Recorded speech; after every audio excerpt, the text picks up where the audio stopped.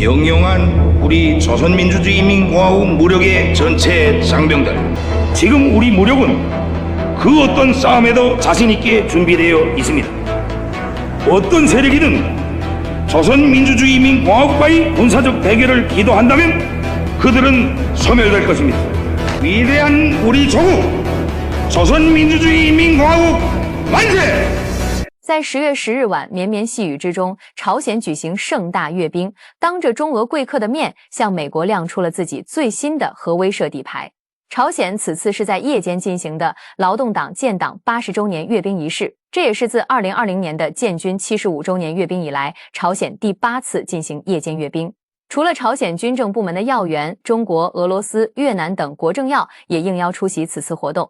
中国是国家总理李强亲访朝鲜，为这场政治与军事的盛宴增添了厚重的分量。还有俄罗斯党主席梅德韦杰夫、越南领导人苏林以及老挝国家主席通伦等，这无疑像一场国际友谊的合影。它不仅展示了朝鲜在国际外交上的精心布局和积极作为，也暗示朝鲜正努力构建多项的战略支持网络。俄罗斯的出现像是在东北亚的棋盘上悄悄放置了一枚种子的意味，告诉美日韩平壤并非孤立。而越南和老挝的加入则像是给棋局添加了温和却不可忽视的调味剂，让朝鲜在国际舞台上能更灵活。而中方高层的出席更是重磅，也是中国目前最高规格的出席团队，不仅是对金正恩参加93阅兵的礼节回应，更是战略宣示。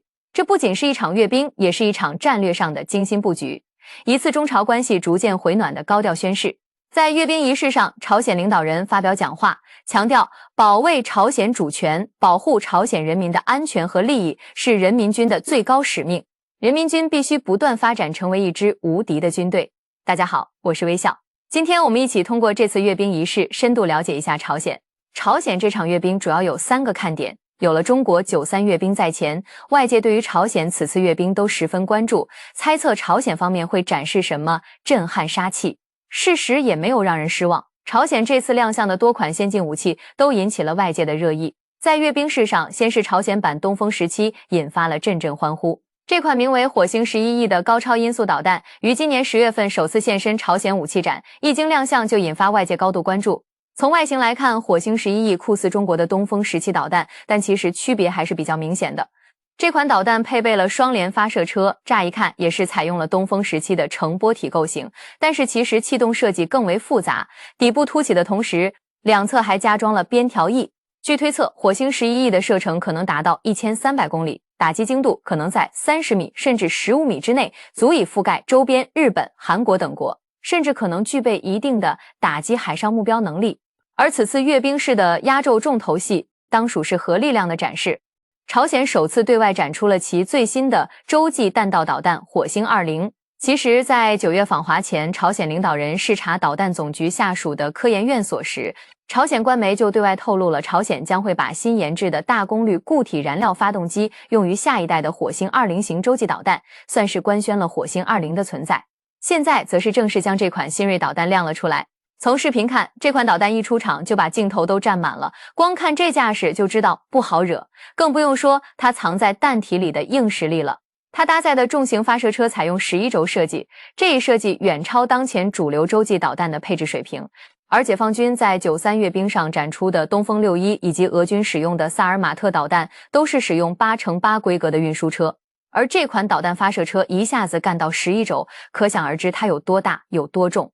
这里需要科普一下，在军事武器上，体积大并不是说一定是越强。朝鲜导弹体积大于中俄同类型导弹的背后，可能是朝鲜在火箭发动机、核弹头小型化等技术领域还有不足，无法有效控制发动机、燃料、弹头等部件的大小，所以只能制造更大的导弹，以确保导弹的射程。所以发射车轴数的增加，也是为了加强承载能力和更远的射程，以及更强大的多弹头携带能力。从它这个大体格上，我们也能猜到它的射程和威力肯定都不小。虽然现在朝鲜方面并没有透露出这款导弹的具体参数，但我们可以根据其前代型号火星19来判断。去年朝鲜试射的火星19导弹，射高直接干到7687公里，这个高度不仅超过国际空间站轨道，也达到了天宫空间站高度的20倍。根据弹道导弹的飞行规律，其最大射程约为最高弹道点的2倍。因此我们能够粗略推算，火星19导弹的射程应该能突破 1.5万公里。这就意味着，如果按45度角发射，火星19洲际导弹的射程就足以覆盖美国全境。而作为火星19的升级版，火星20在射程上无疑做了更多突破。有韩媒称，这款导弹射程可能达到惊人的2万公里。这就意味着朝鲜理论上具备了对全球任意目标的战略打击能力，真正实现了指哪打哪的威慑效果。火星20最大的特点就是它的大心脏。根据朝中社公布的数据，这款导弹将使用朝鲜最新研制出的新型固体燃料火箭发动机。这款发动机的最大推力达到了1960千牛，大约是200吨，比前代火星18的推力直接提升了 40%。这个推力数据是什么概念呢？它已经超过了几个主要核大国现役的洲际导弹。之前，美国战略和国际研究中心曾推算过俄罗斯的白杨 M 和中国的东风41，其一级发动机推力估算大约在150至180吨之间。美国的民兵3洲际导弹，其一级推力约为93吨。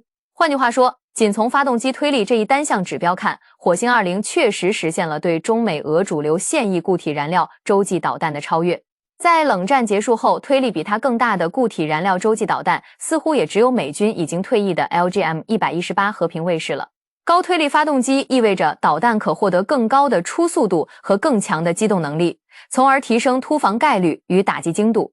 关于核弹头携带能力，尽管目前尚无官方确切数据，但结合导弹技术迭代规律判断，朝鲜前代洲际导弹火星17已能携带2到3枚分导式核弹头，而火星20凭借更大的发动机推力与更优化的弹体设计，载荷能力必然进一步提升。按同类导弹的载荷比例估算，火星20携带5到10枚分导式核弹头的可能性极大。更关键的是，朝鲜现有核弹头储备约225到290枚，这意味着火星20导弹一旦列装，将能实现一枚导弹打击多个目标的战略效果。多枚分导式弹头可分别瞄准敌方城市、军事基地等关键目标，大幅提升反导系统的拦截难度，进而强化朝鲜的战略威慑能力。这款导弹的出现，等于给韩美直接划了条新红线。对美国来说，以前威慑朝鲜而不被朝鲜威慑的日子过去了，现在得掂量掂量本土安全。对韩国而言，依附美国的核保护伞越来越靠不住，反而可能因为美国的冒险被拖进更大的风险里。这导弹不是用来打的，是用来谈的。朝鲜手里握着这张牌，接下来不管是制裁谈判还是半岛问题对话，都能多要几车实在好处。朝鲜此次阅兵的第二个看点，则是对于常规作战力量的展示。朝鲜在此次阅兵之中展出了装备新型防护系统的天马20主战坦克。从图片上看，这款坦克应该是在天马2坦克的基础上，针对战场上越来越多的无人机威胁进行了升级。尽管朝鲜的防御系统没有实现集成化，仍旧是将小型防空弹等防御武器分散安装到了炮塔顶上。技术上与解放军在93阅兵中展出的100式坦克还有明显差距，但已足以证明朝鲜在吸取俄乌冲突的经验和教训后，没有如俄罗斯那样单纯走一条靠山格装甲硬扛无人机的道路，而是想要在自主防护上取得突破。朝鲜的新型模块化火箭炮、600毫米远程火箭炮、履带式自行榴弹炮、无人机发射车、地对空导弹等装备此次也进行了集中展示。这些新锐常规作战装备的出现，说明朝鲜在积极发展核武器、握紧核威慑底牌之余，在常规军事建设上保持了一定的投入，为半岛未来可能的常规军事冲突做着准备。最后一个看点则是在此次阅兵期间，朝鲜援俄部队方阵举着朝鲜、俄罗斯两国的国旗走上了阅兵场。这一举动既是向梅德韦杰夫等在场的俄罗斯政要们展现朝鲜对于履行俄朝军事同盟协议的坚定态度，向莫斯科传递深化军事合作的信号，也是在重新提醒美日韩，朝鲜从来都不是孤军奋战，朝鲜的背后还有大国。朝鲜此次不仅对外展示了其与俄罗斯的良好关系，阅兵观礼台上的中国高层身影也能够让外界看到，在朝鲜领导人参加93阅兵后，中朝关系得到了进一步发展，中朝在东北亚安全问题上同样有着深化合作的可能性。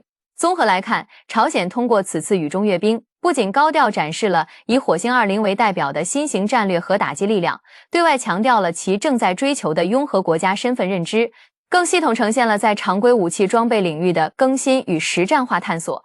在半岛局势持续紧张的背景下，朝鲜此举既是对内凝聚民心，对外宣示国防意志的体现。这一点对美国来说是一个真正的坏消息，对韩国和日本而言，压力同样前所未有。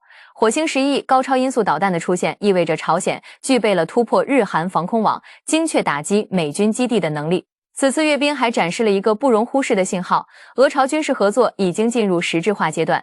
朝鲜方阵中出现赴俄作战部队是极具象征意义的画面，这意味着平壤不再是旁观者，而是欧亚反西方阵营的一员。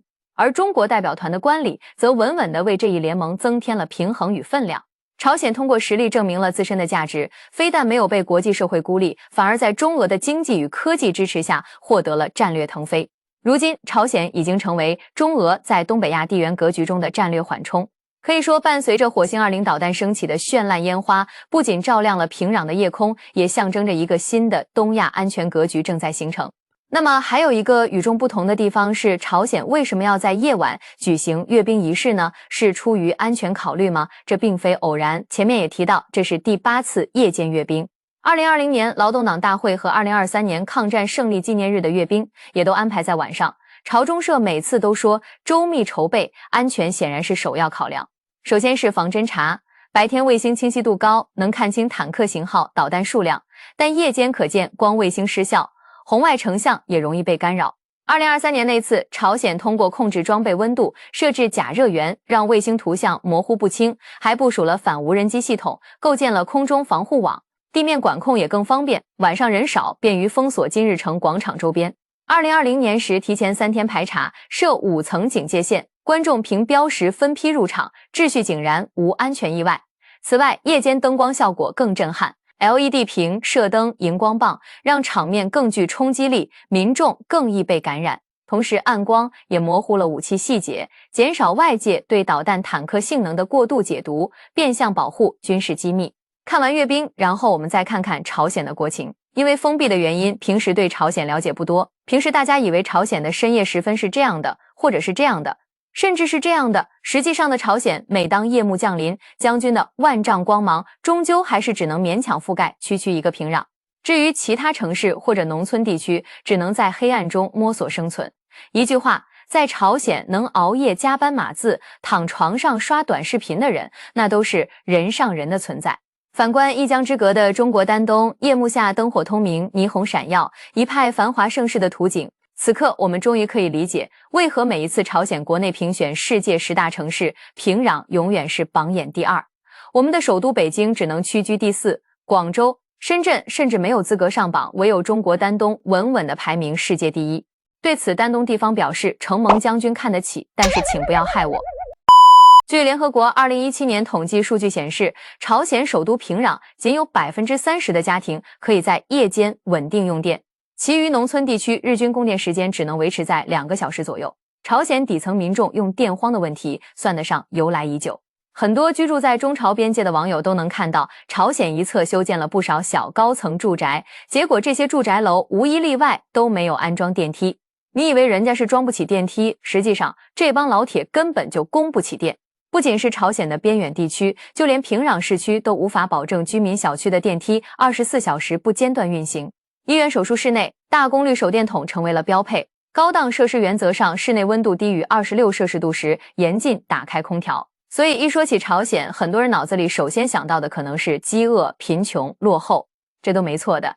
根据韩国人的研究数据，朝鲜2023年的人均 GDP 大概只有1200美元，跟非洲的穷兄弟们几乎一个水平。而隔壁的韩国人均 GDP 是3.5万美元，日本是3.3万美元。这不禁让人疑惑，一个拥有核武器可以发射洲际导弹的地区军事强国，为何却两极分化这么严重？说起朝鲜的军事实力，现役部队接近130万，还有760万的预备役，这使得朝鲜人民军成为了世界第4大军队。要知道，连美国这个所谓的世界第1军事大国，总人口3.4亿，现役军人也才跟朝鲜差不多，都是130万左右。更关键的是，朝鲜是个有核国家，从本世纪初开始，朝鲜就搞各种核试验，各种高科技导弹层出不穷。朝鲜是哪来那么多的钱，居然能够养出这么多的兵，还搞出了那么多的武器呢？首先，区区2000多万人口的朝鲜，它之所以能够凑出这么多的兵，秘密就在于他们独特的兵役制度——先军政治。这套思想的官方说法根源能追溯到金日成当年在东北打游击的时候。那会儿的逻辑很简单，枪杆子里出政权，革命就是枪杆子，军队就是民族的命运，所以军事必须排在第一位。但这套理论真正成为朝鲜的国家战略，不是因为什么历史传承，而是被逼出来的，被一场惨绝人寰的大饥荒给逼出来的。将时间拉回到上世纪90年代初，当时朝鲜的好大哥苏联突然就解体了，一夜之间所有援助都停了。以前靠着苏联老大哥，朝鲜确实过过几天好日子，廉价的石油、化肥、工业品源源不断的运过来，整个国家经济都深度捆绑在以苏联为首的京沪会体系里。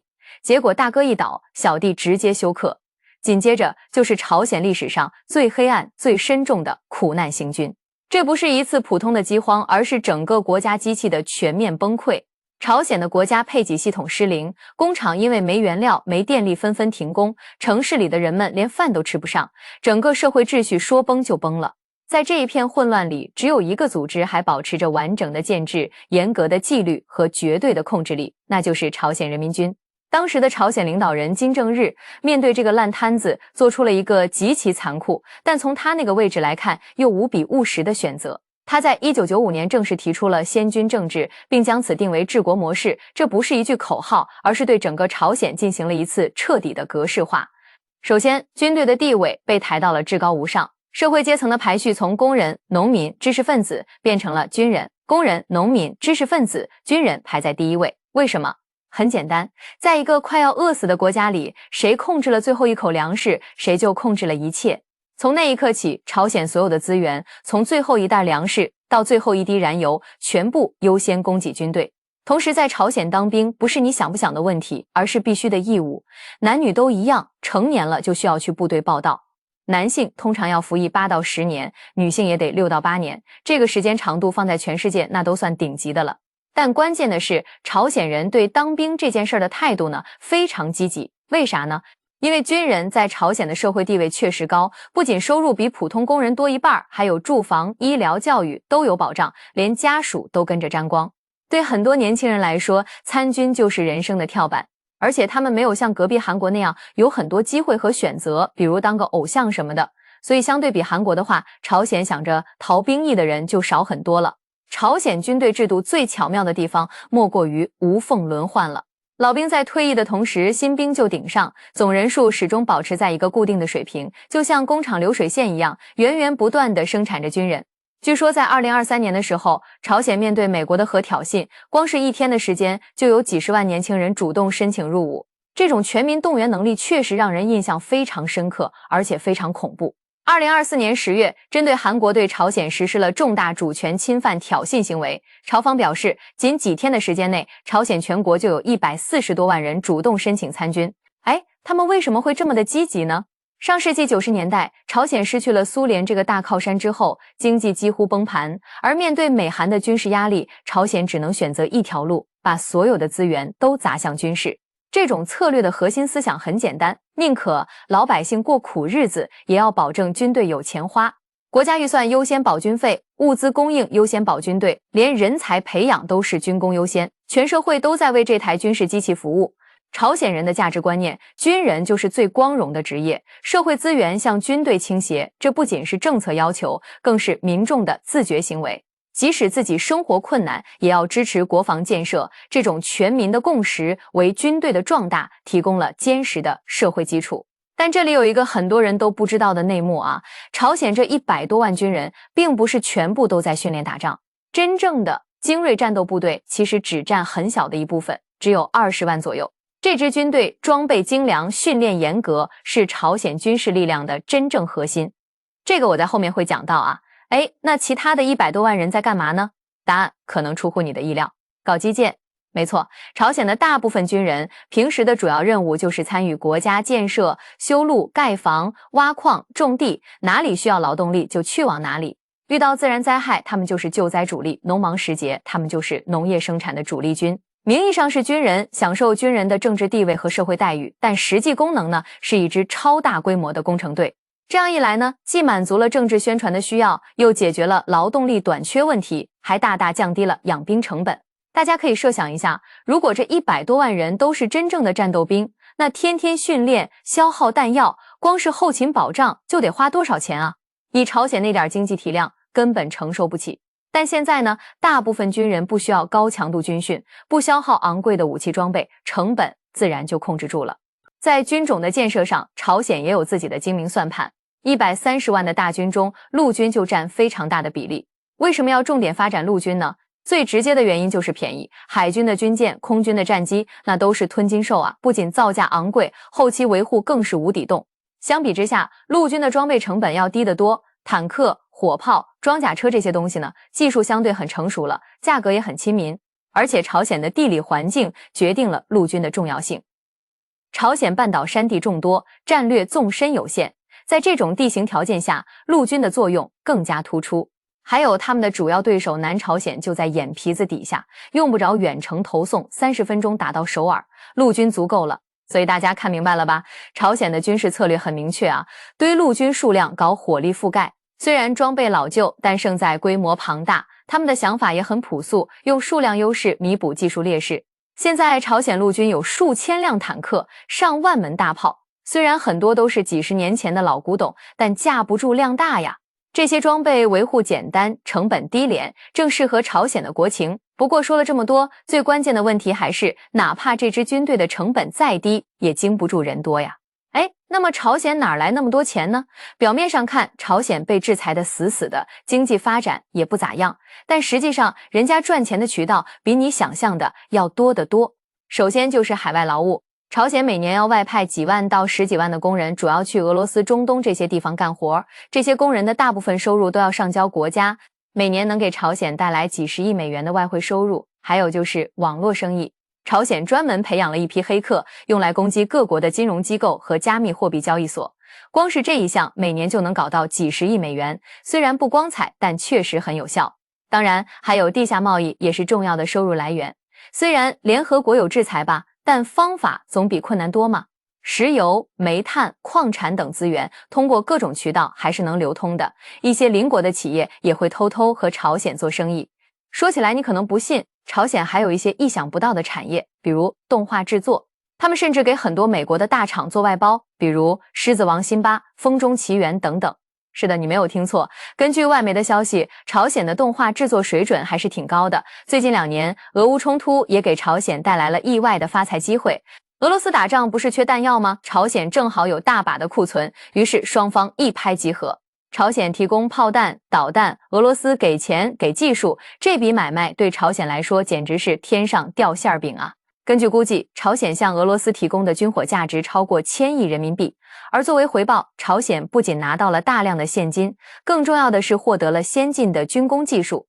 俄罗斯的技术转移让朝鲜军工水平大幅提升，导弹精度提高了，生产效率增加了，甚至连核弹技术都有了新突破。